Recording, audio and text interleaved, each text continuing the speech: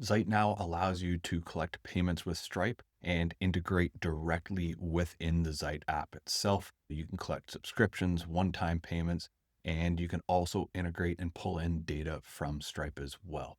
Zite has made it really easy to now integrate with Stripe, so check it out. Taking a quick look at the Zite help docs and the Stripe integration page, let's scroll through here.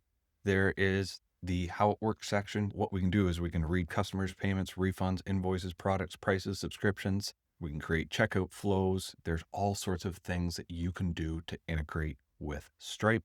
With just a few prompts, you can create really any type of embedded and integrated workflow that you want. As we scroll through here, we can see the different options we have available. We can embed a checkout directly within Zite, or we can go to the Stripe hosted checkout as well.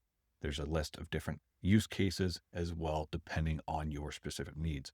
What we're going to do really quickly is back in my deals CRM, we're just going to embed or create a Stripe payment link.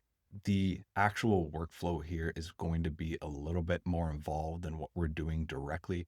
But really what all I want to do is create a payment option directly through this page. Let's assume that they want to close this deal. They want to proceed with our website redesign, and we want to take a down payment for this project. We want to integrate Stripe directly in here. What we're going to do is come down here. We're just going to click on this integrations. We will search Stripe and we will select the Stripe payments. Click connect. I want to select the connection. Now I've selected create a new connection and we'll connect with Stripe. Now that we have authenticated the Stripe connection, we can now prompt Zite with whatever it is that we want to do. We are going to create a payment link and allow Zite to send this payment link to the user or the contact associated with the deal. We're just going to create a prompt like the following. Allow user to send a payment link to the contact associated with the deal. Before sending the payment or creating the payment link and sending it, allow the user to select the amount the payment link should be created for. Now we can go ahead and build this, and I'll be back in a moment once it has been built. Now that the Stripe functionality has been developed, we can go ahead and give this a test run. I'm going to open up a deal, select the payment link. From here, I can adjust the amount and send a personal message if I want. I'm just going to change this to $250, and I'm going to send the payment link. You can see down here, it's creating and sending. It's provided me with the link directly so I can open it up, take a look to confirm that it looks right.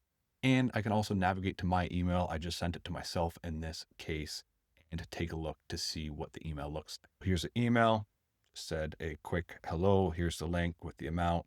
If I select the link, it opens up the payment link and shows me the amount in Canadian and US dollars like I have selected. And if I went ahead and processed the payment, I would see this payment come through on my Stripe account.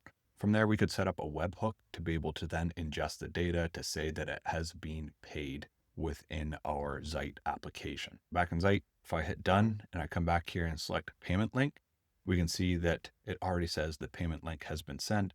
It shows the amount and who it was sent to and gives us reference to that payment link as well. From there, there's all sorts of other settings and flows that we could build out on top of this.